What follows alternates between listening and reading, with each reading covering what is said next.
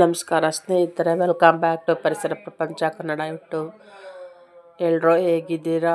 ನಾನು ಬೆಳಗ್ಗೆಯಿಂದ log start ಮಾಡ್ತಾ ಇದ್ದೀನಿ. ಸೊ ಇದು ಸೋಮವಾರದ್ದು, ಅಂದರೆ ಅಮಾವಾಸ್ಯೆ ದಿವಸ, ಅಧಿಕ ಅಮಾವಾಸ್ಯೆ ದಿವಸ ಮನೆಯಲ್ಲೆಲ್ಲ ಪೂಜೆ ಮುಗಿಸ್ಕೊಂಡು ನಾವು ದೇವಸ್ಥಾನಕ್ಕೆ ಹೋಗ್ತಾ ಇದ್ವಿ.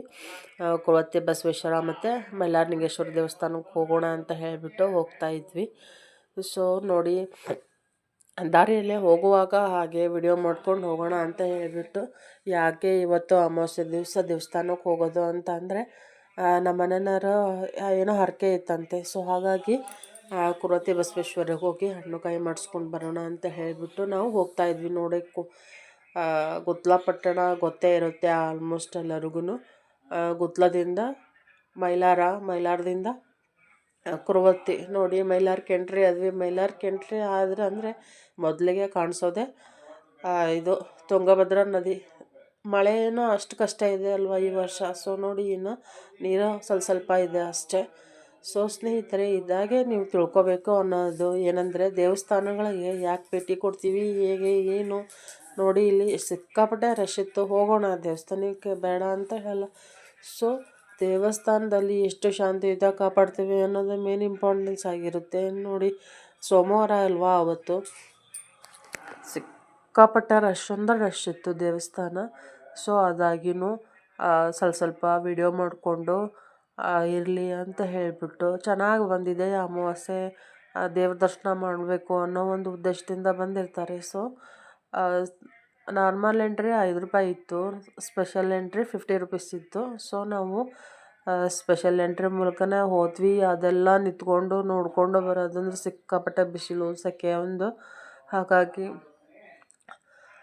ಸ್ಪೆಷಲ್ ಎಂಟ್ರಿ ಮೂಲಕನ ದೇವ್ರ ದರ್ಶನ ಮುಗಿಸಿದ್ವಿ. ನಿಮಗೂ ದೇವ್ರ ದರ್ಶನ ಆಗಲಿ ಅಂತ ಹೇಳಿಬಿಟ್ಟು ವಿಡಿಯೋ ಮಾಡಿದೆ. ನೋಡಿ, ಕುರುವತ್ತಿ ಟೆಂಪಲ್ ಆಲ್ಮೋಸ್ಟ್ ನಮ್ಮ ಹೂವಿನಡಗಲಿ, ಹರಪನಹಳ್ಳಿ, ದಾವಣಗೆರೆ, ಹಾವೇರಿ ಜನಕ್ಕೆ ಗೊತ್ತೇ ಇರುತ್ತೆ. ಸೊ ಕುರುವತ್ತಿ ಟೆಂಪಲ್ಲು ಹೇಗಿದೆ ಅಂತ, ಹೂವಿನಡಗಲಿ ತಾಲೂಕು ಮತ್ತು ವಿಜಯನಗರ ಡಿಸ್ಟಿಕ್ಕಿಗೆ ಸೇರಿರ್ತಕ್ಕಂಥದ್ದು ಜಕಣಾಚಾರಿ ಕಟ್ಟಡ ಅಂತಲೇ ಹೇಳ್ಬೋದು. ಅವತ್ತು ನೋಡಿ, ಇದು ಡೋರ್ ಕಾಣಿಸ್ತಾ ಇರ್ತಕ್ಕಂಥದ್ದು ಇದು ಎಲ್ಲ ಟೆಂಪಲ್ದು. ಸಿಕ್ಕಾಪಟ್ಟೆ ಬಿಸಿಲಿತ್ತು. ಅಂದರೆ ಏನೋ ಹರಕೆ ಇದ್ರಂದರೆ ತೀರಿಸ್ಲಿಕ್ಕೆ ಹೋಗ್ತಕ್ಕಂಥ ಸಂದರ್ಭ ಬಂದಾಗಿತ್ತು ನಮ್ಮದು. ಸೊ ಹಾಗಾಗಿ ನಾವು ಹೋಗಿದ್ದು. ಆವತ್ತು ಅಮಾವಾಸ್ಯೆ ಪ್ರಯುಕ್ತ ಸಿಕ್ಕಾಪಟ್ಟೆ ಜನ ಇತ್ತು. ಹಾಗೆ ನೋಡಿ, ಅಲ್ಲಿ ಕಾಯಿ ತೂಕ ಕೊಡೋರು, ಪ್ರಸಾದ ಮಾಡೋರು, ಪ್ರತಿಯೊಂದೂ ತಮ್ಮ ಹರಕೆ ಏನಿತ್ತು ಅದನ್ನು ನೆರವೇರಿಸ್ತಾ ಇದ್ದರು. ಇನ್ನೇನು ಸಿಕ್ಕಾಪಟ್ಟೆ ಗಲೀಜು ಮಾಡ್ತಾರೆ ನೋಡಿ, ಯಾವ ಥರ ಹಾಕಿದ್ದಾರೆ ಸಿಪ್ಪೆ ಎಲ್ಲ. ಈ ಥರ ಮಾಡಿದರೆ ಏನೋ ಒಂಥರ ಬೇಜಾರು ನೋಡಿ ದೇವಸ್ಥಾನಗಳಲ್ಲಿ. ಹಾಗೆ ಮುಗಿಸ್ಕೊಂಡು ನಾವು ನಮ್ಮ ಮನೆ ದೇವರಾಗಿರ್ತಕ್ಕಂಥ ಮೈಲಾರಲಿಂಗೇಶ್ವರಕ್ಕೆ ಬಂದ್ವಿ. ಮತ್ತು ಅಲ್ಲೇ ಹೋಗಿದ್ವಿ ಅಲ್ವಾ. ಸೊ ಹಾಗಾಗಿ ಅಮಾವಾಸ್ಯೆ ಇದ್ರೂ ಸಹ ಜನ ಅಲ್ಲಿನೂ ಹಣ್ಣುಕಾಯಿ ಮಾಡಿಸ್ಲಿಕ್ಕೆ ಬರ್ತಾಯಿದ್ರು.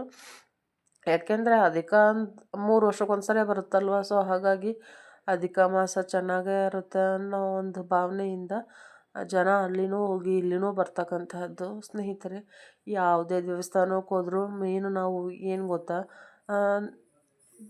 ಶಾಂತಿಯುತೆಯಿಂದ ಇರಬೇಕು, ಮೇನ್ ಸ್ವಚ್ಛತೆಯಿಂದ ಇರಬೇಕು. ಇದನ್ನಷ್ಟೇ ಕೇಳೋದು. ದೇವರು ಎಲ್ಲಿ ಹೋಗಲ್ಲ, ಅಲ್ಲೇ ಇರ್ತಾನೆ. ದೇವ್ರ ದರ್ಶನ ಆರಾಮಾಗಿ ಮುಗಿಸ್ಕೊಂಡು ಬರ್ಬೋದು. 5 ಅಲ್ಲ 10 ನಿಮಿಷ, ಇಲ್ಲ 1 ತಾಸು ಬಿಟ್ಟಾದ್ರೂ ನೋಡ್ಬೋದು. ಸೊ ಸಿಕ್ಕಾಪಟ್ಟೆ ಗದ್ದಲ ಮಾಡೋದ್ರಿಂದನೂ ಆಗೋದಿಲ್ಲ, ಆಮೇಲೆ ಗಲಾಟೆ ಮಾಡೋದ್ರಿಂದನೂ ಅದೇನು ಇದು ಅನ್ಸಲ್ಲ. ನೋಡಿ, ಇಲ್ಲಿ ನಮ್ಮ ಮೈಲಾರಲಿಂಗೇಶ್ವರನ ದೇವಸ್ಥಾನದಲ್ಲಿ ನೋಡಿ, ಇಲ್ಲಿ ಸರೌಂಡಿಂಗ್ ಎಲ್ಲ ಯಾವ ಥರ ಮಳೆ ಬಂದ್ರೂ ಸೇಫ್ಟಿಯಾಗಿ, ಅಂದರೆ ಕಾಯಂ ವ್ಯಾಪಾರಸ್ಥರಲ್ವ. ಸೊ ಹಾಗಾಗಿ ನೋಡಿ, ನಾವೆಲ್ಲ ಮುಗಿಸ್ಕೊಂಡು ಖಾಲಿ ಇತ್ತು ಟೆಂಪಲ್ಲು. ಅದೆಲ್ಲ ಮಾಡ್ಕೊಂಡು ಊಟಕ್ಕೆ ತೊಗೊಂಡು ಬಂದಿದ್ವಿ ನಮ್ಮ ಮನೆಯಿಂದಲೇ. ಊಟ ಮಾಡ್ಕೊಂಡು ಹೋಗೋಣ ಅಂತ ಹೇಳಿಬಿಟ್ಟು ಆಚೆ ಕಡೆಯಿಂದ ನೋಡ್ತಾ ನಿಂತ್ಕೊಂಡಿದ್ವಿ. ಇನ್ನೇನು ಸಿಕ್ಕಾಪಟ್ಟೆ ಬಿಸಿಲು ಅಂದರೆ ಬಿಸಿಲಿತ್ತು ಅವತ್ತು. ಸೊ ನೋಡಿ, ಮನೆಯಲ್ಲೇ ಪಲಾವ್ ಮಾಡಿದ್ದೆ, ಹಾಗೆ ರೊಟ್ಟಿ, ಚಟ್ನಿ, ಚಕ್ಲಿ, ಸ್ವೀಟೆಲ್ಲ ತೊಗೊಂಡು ಬಂದು ಒಂದು ಹೊಲದಲ್ಲಿ ಕೂತ್ಕೊಂಡು ಊಟ ಗೀಟ ಎಲ್ಲ ಮುಗಿಸ್ಕೊಂಡು ಸ್ವಲ್ಪ ವಿಶ್ರಾಂತಿ ಮಾಡಿಬಿಟ್ಟು ಬಂದ್ವಿ. ಹಾಗೆ ಇವತ್ತಿನ ವಿಡಿಯೋ ಇದಾಗಿತ್ತು ಅಂತ ಹೇಳ್ತೀನಿ ಸ್ನೇಹಿತರೆ. ದಯವಿಟ್ಟು ನನ್ನ ಪರಿಸರ ಪ್ರಪಂಚ ಕನ್ನಡ ಯೂಟ್ಯೂಬನ್ನು ಲೈಕ್ ಮಾಡಿ, ಶೇರ್ ಮಾಡಿ, ಹಾಗೆ ಸಬ್ಸ್ಕ್ರೈಬ್ ಮಾಡೋದನ್ನು ಮರಿಬೇಡಿ ಪ್ಲೀಸ್. ನಿಮ್ಮ ಸಪೋರ್ಟ್ ನಮಗೆ ತುಂಬ ಇಂಪಾರ್ಟೆಂಟ್ ಅಂತಲೇ ಹೇಳ್ತೀನಿ. ನೋಡಿ ಯಾರ್ದೋ ಒಂದು ಅಡಿಕೆ ಹೊಲ ದಾರಿಯಲ್ಲಿ ಇರ್ತಕ್ಕಂಥದ್ದು, ಅಲ್ಲೇ ಹೋದ್ವಿ, ಊಟ ಮಾಡಿದ್ವಿ. ಹೊಲದಲ್ಲಿ ಊಟ ಮಾಡಿದರೆ ಏನೋ ಒಂಥರ ನೆಮ್ಮದಿ ಅಂತ. ಸೊ ಹಾಗಾಗಿ ಮನೆಯಿಂದನೇ ಊಟಕ್ಕೆ ತೊಗೊಂಡೋಗಿದ್ವಿ. ಊಟ ಗೀಟ ಎಲ್ಲ ಮುಗಿಸ್ಕೊಂಡು ಬಂದ್ವಿ. ಸೊ ಇದಾಗಿತ್ತು ನನ್ನ ವಿಡಿಯೋ ಅಂತ ಹೇಳ್ತಾ ಇಲ್ಲಿಗೆ ನನ್ನ ವ್ಲಾಗನ್ನು ಎಂಡ್ ಮಾಡ್ತಾಯಿದ್ದೀನಿ. ಧನ್ಯವಾದಗಳು. ಮತ್ತೊಂದು ವಿಡಿಯೋದೊಂದಿಗೆ ಸಿಗೋಣ ಸ್ನೇಹಿತರೆ.